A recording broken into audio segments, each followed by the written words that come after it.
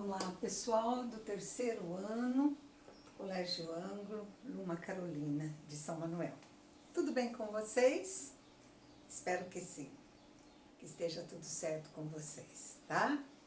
A aula de hoje envolve as aulas número 15 e número 16, que fala da sintaxe dos pronomes pessoais e da colocação pronominal. Então vamos ver a primeira parte. As funções sintáticas dos pronomes pessoais. Quando a gente tem pronome pessoal do caso reto, o normal para ele é exercer a função de sujeito. Ele declarou que nós conhecíamos a lei. Quem? Ele. Quem conhecia? Nós. Então a função dele normal é ser o sujeito da oração. Mas, se ele estiver regido de preposição, ele pode fazer o papel de objeto indireto. Por exemplo, entreguei o quê? Os meus papéis. A quem? A ele. Poderia ser entreguei-lhe? Poderia. Mas não está errado falar entreguei a ele, entregou a nós, entreguei a ti os meus papéis, tá? Mas, como objeto direto, o pronome pessoal do caso reto não pode acontecer. Encontrei ele na escola. Então, informalmente, nós falamos assim. É uma marca de coloquialidade, exatamente. Você falar, vi ele, encontrei ele, li ele, informalmente. Mas, no caso aqui, é inadequado. Encontrei ele na escola? Não. Encontrei quem? Encontrei o. Aí eu tenho que usar o caso oblíquo, tá certo? Os pronomes pessoais do caso oblíquo. O normal deles é fazer a função de objeto. Li o quê? Li o livro, li o. Terminei o quê? Terminei o texto, terminei o. Concluí, concluí o quê? A leitura, concluí a. Normal. Pronome pessoal do caso oblíquo faz a função de objeto direto. Se for o lhe, faz a função de objeto indireto. Entreguei-lhe o livro. Entreguei o quê? O livro. A quem? A ele. Certo? Aí eu lembro vocês que quando o verbo termina em R, S ou Z, o O se transforma em lo. Por exemplo, ler o livro, lê-lo. Fazer o texto, fazê-lo. Concluir a leitura, concluí-la. Se terminar em som nasal, M, ão ou oin, o O vira no. Entregaram o texto, entregaram no. Certo? Então, as funções normais do pronome pessoal do caso reto, ser sujeito. As funções normais do pronome pessoal do caso oblíquo é ser objeto direto ou objeto indireto, tá bem? Agora eu vou apagar a lousa para nós darmos continuidade. Pessoal, dando continuidade, tá? Peço a atenção de vocês para o seguinte. Pode acontecer de nós termos entreguei o quê? O texto, objeto direto, que nós iríamos substituir por entreguei o. Entreguei a quem? Ao professor, objeto indireto, que poderia ser substituído pelo lhe. Entreguei-lhe. E aí nós teríamos o caso do pronome contraído. Entreguei-lho, lho, lhá, nolo, volo, vola. Então, é o caso de nós termos no mesmo pronome o objeto direto o ou a e o objeto indireto formado pelo outro pronome, que pode ser o lhe, que pode ser o nos, que pode ser o vos e assim por diante, tá? Segunda coisa, quando eu tiver preposição, a preposição pede mim ou ti. Entre mim e ti. O pronome, o presente é para mim, o presente é para ti. Então, havendo a preposição, nós vamos ter a forma mim ou ti. Porém, com a preposição, se eles forem sujeito de um verbo no infinitivo, para eu fazer, para eu comer, para eu estudar, para eu trabalhar, então nós vamos ter a forma do caso reto, tá? segunda parte da nossa aula, colocação pronominal, diz respeito à colocação do pronome oblíquo átono. Qual é o pronome oblíquo átono?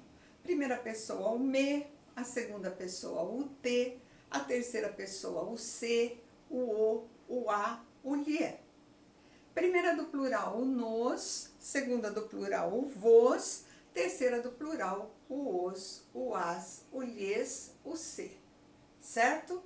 Essa posição com relação ao verbo. Aí nós vamos ter o caso da próclise, quando o pronome vem antes do verbo, da ênclise, que é o lugar normal dele, ele vindo depois do verbo, e a mesóclise, que é bem incomum, só nos textos mais clássicos, que a gente vai ter o pronome no meio do verbo. Radical, pronome e terminação. Tá bem? Então, agora nós vamos trocar a lousa para darmos continuidade à aula.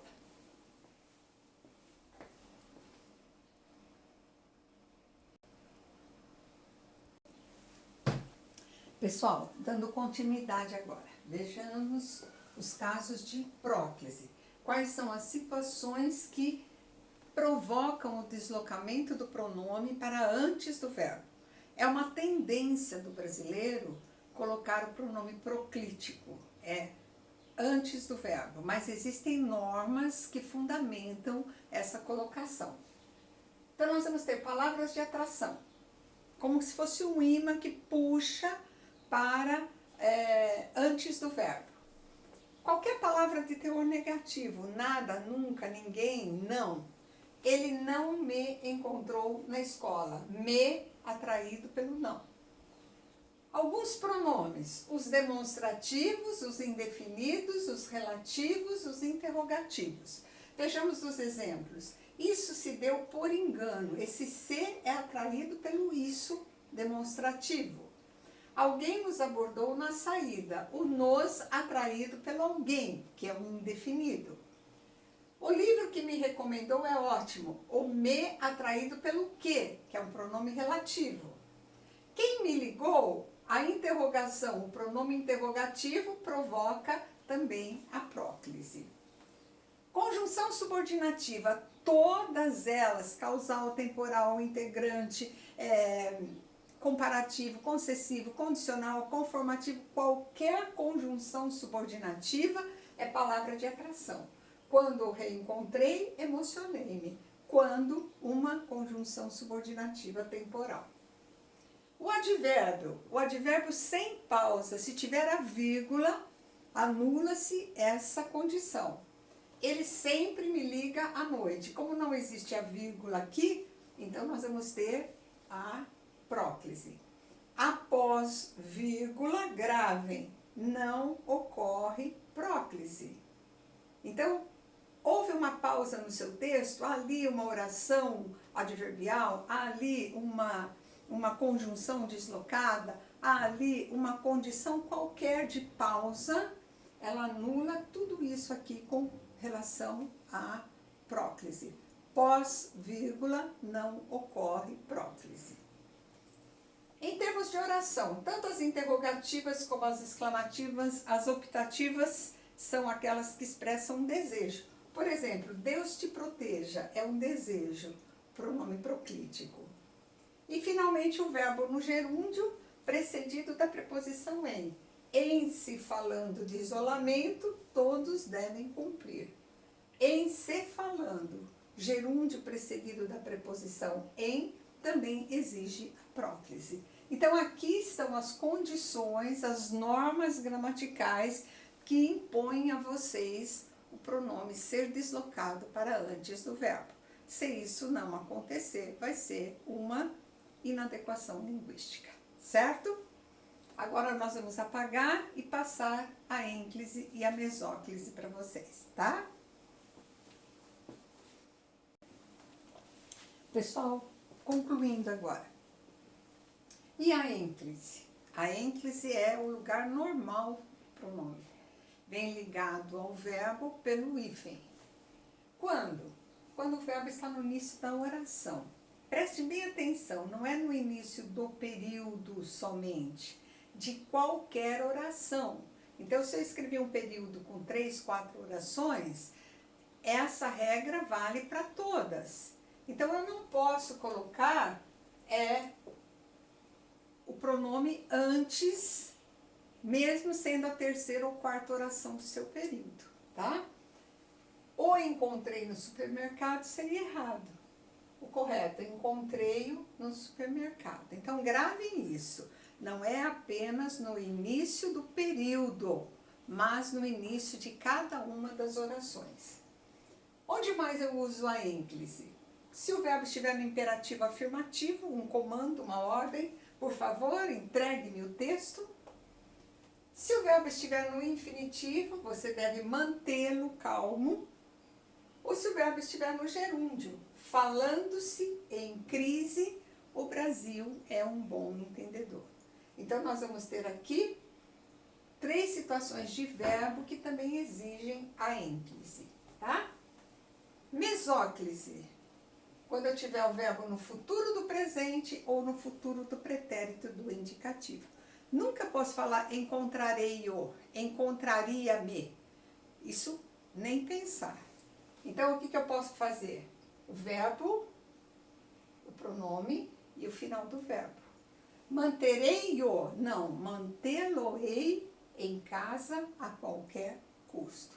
Então, cuidado com a mesóclise.